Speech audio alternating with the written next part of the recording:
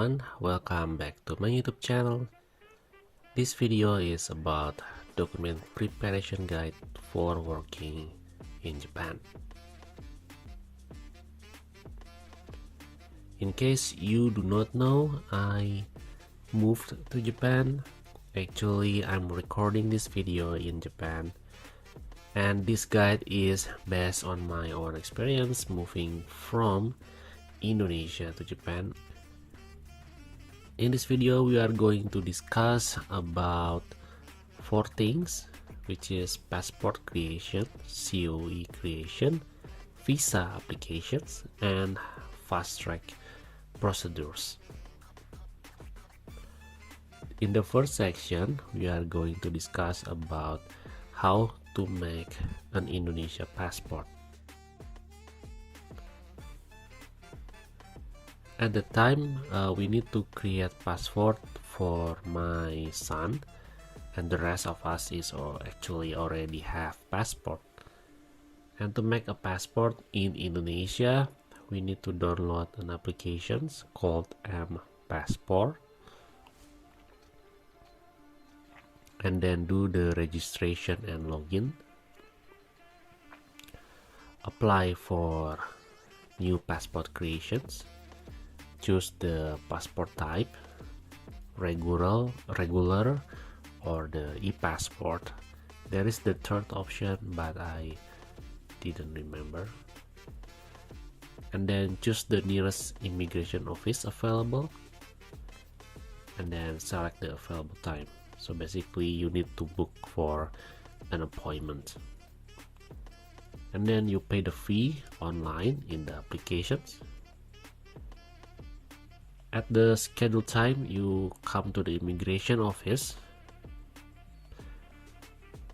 Basically, you need to submit your applications form, all the documents, and then they will take your pictures. And after that, for about 1 week, you come back to the office to receive your passport.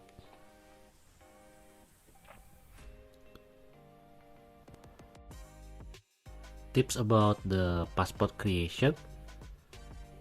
First is try the regular passport, because not all immigration office actually available to create electronic passport. If you cannot find your nearest immigration office while choosing e-passport, for example, there will be a case where that office is not able to create e-passport. And actually, in my own experience, which is me and my wife have the e-passport and my son has the regular passport, actually the treatment is the same. For the passport appointment schedule release, if you try to make an appointment but the schedule is already full for 1 week, you need to wait for the new schedule for the next week. They will release it on Friday around 3 or 4 p.m. So you need to stand by and then refresh your applications. In my case, I apply for my child, so I need to bring also a marriage certificate because they ask for it. And if I'm not mistaken, they also ask for my son's birth certificate. The second section is about COE, how to apply certificate of eligibility.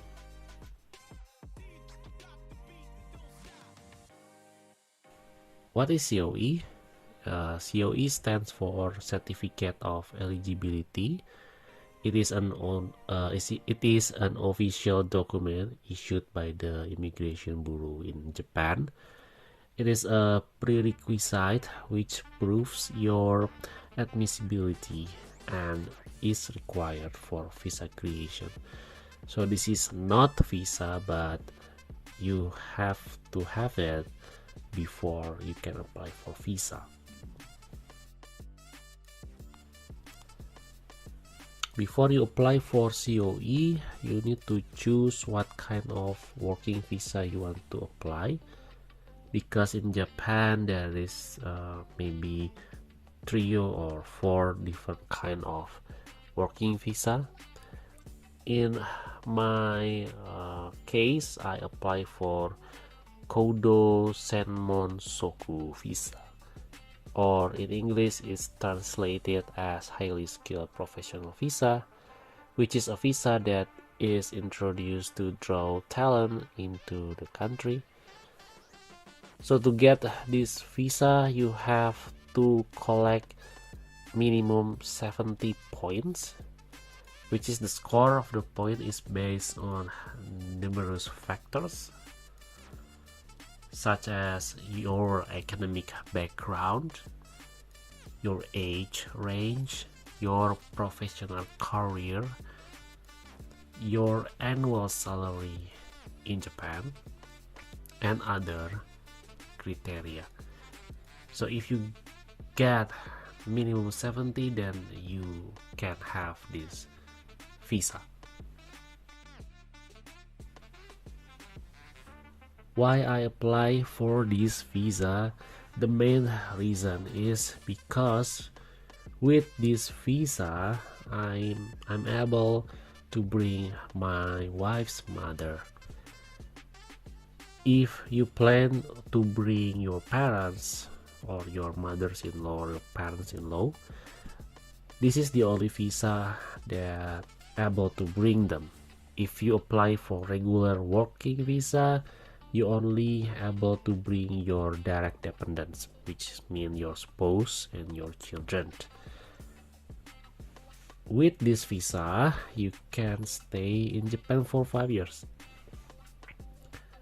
And then, if you are interested to apply for permanent residence, you can do that just by staying for 1 year in Japan if your score is 80 or above. Documents for COE. This is documents they ask from me. First one is my latest CV, my employment certificate. This is a certificate that you will get after you are resigned from a certain companies. There will be like kind of paper that states where did you work, for how long, and what was your last positions. So if you, and then your diploma, and then your passport, and then they will ask for your photo, the latest one, and then marriage certificate because I bring my wife's, birth certificate because I bring my son, so this is my son's birth certificate, and also my wife's birth certificate because I need to prove that she is my wife's mother. And last but not least is there is a questionnaire that we need to fill in. COE application steps. In summary, this process was handled by my company in Japan. So after I prepare all documents, my company in Japan will apply to the immigration bureau in Japan with a certified immigration attorney on behalf of my name. Once the application is submitted, the process will take around 3 weeks, and they will deliver the hard copy to our home in Indonesia in my case, because we need it for the visa creation.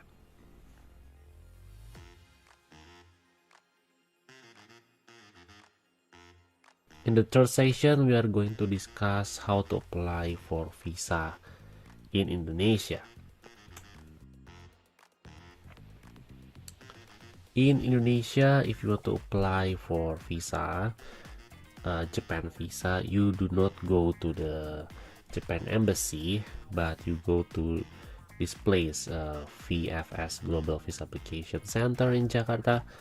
The address is in Kuningan City, right?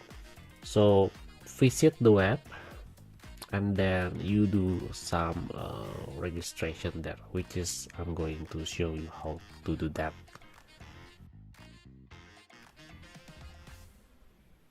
Okay, this is the visa application steps. First, you need to prepare all the required documents. I'm going to show you later. After that, you register in the web and book for an appointment. At the appointment time, you have to visit the office physically, and then at the office, basically you need to submit your documents and then make a payment, and then the process will take around 5 working days, and then you can receive your passport and also your visa. So this is a video about how you can apply. So you go to this web page and then choose the working visa and then choose the document required tab. Go to the link of the PDF, and then you need to download this for each your family member. And then this is the list of documents that you need to prepare, such as passport, your visa application form, photograph, KTP, and then COE. That's what you need to prepare. And then you print this and bring with you when you visit the office. And then also check the photo specifications. And then you go to the download form to get the application form. Click it, and then you fill in for each family member that will travel with you, right? After you fill in, you print it, and then you glue your photo on the top right here. Make sure you fill in all the way, and don't forget also to sign the documents, right? That's it. So this is the tips for visa applications. Be aware of the high season, because on high season the time for the visa application may take longer. And then be on time, don't be late, because if you are late by I think 15 minutes, you need to make another appointment. Don't forget to bring your family card if you apply for your children. Cashless payment method is available, so you don't need to bring cash to pay for the visa fee. Photo service and photocopy service is available, just in case you need to retake your photo or you have to copy some of the documents. There will be an additional fee for visa delivery, but I suggest you to take this option so you do not need to go back to the office to receive your visa, right? It's saving you time and money, especially me that live not in Jakarta.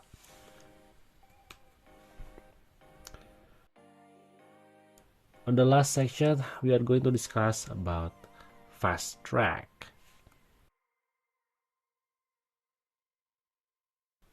Fast track basically is an online system. It's a website. You can go to the website.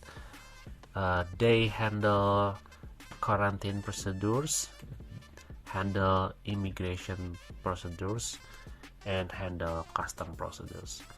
So with this, you can prepare all the documents they ask for you, and then once you arrive in the airport, you basically just need to show them the QR code.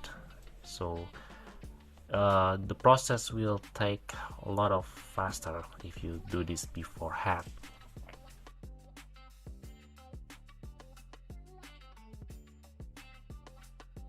Key points for quarantine. So what you have to do is submit your vaccination certificates if you have already had 3 boosters. But if you do not have, then you have to take a negative test. Okay, so don't worry if you do not have 3 vaccination certificates.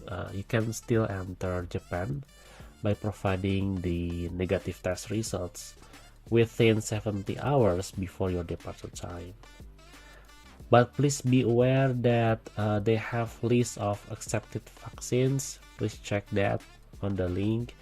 And if you do the negative test, there is a special requirements of the test results document, so you can take a look on that link.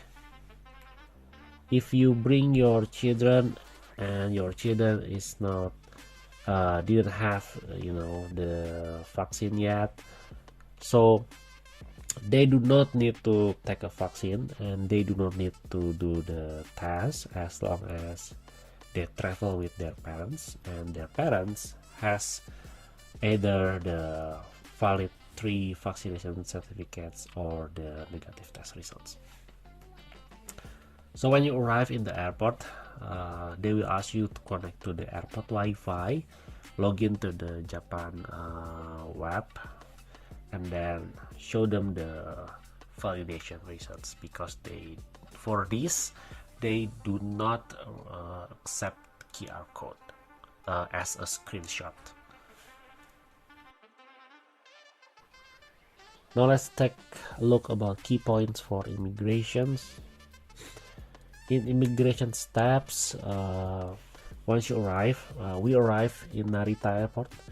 Once you arrive, they will ask you to fill out some paper, but you can show them that you already have the QR code, and then they will let you go to the queue. If you forget to submit the form, don't worry, you can fill the form manually. So at the time, the queue was long, and then my son was crying, and he's still a baby. So we got a special treatment, which is we got the prioritization, and they took us to a special room where we can sit, and then we do the immigration process, which is they will take our picture and register our fingerprint, and then we will get the residence card, and then you have to keep it, right? It's important. And then this is just for your information. Later on, after you arrive at your accommodations, do not forget to register you and your family at the local ward office. What they will do is basically update your address on the back side of your residence card, and that's important just in case if you want to create a bank account in Japan, if you work in Japan, and maybe SIM card. So they need the validation of your address, and you need to register first to your ward office.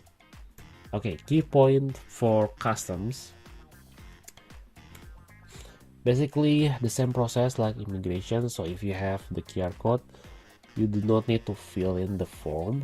Just go to a section where they provide you with automatic print machine, show the QR code, and then you just go to the line. But if you forget to submit, you need to fill in the form. And then after you get your baggage, go to the queue where your belongings will be checked. Basically there will be a dog sniffing your belongings. And then if you send your items with sea or air mailing service, like me, I send big items by sea. So you need to declare them also in this section, otherwise your items will not able to enter Japan.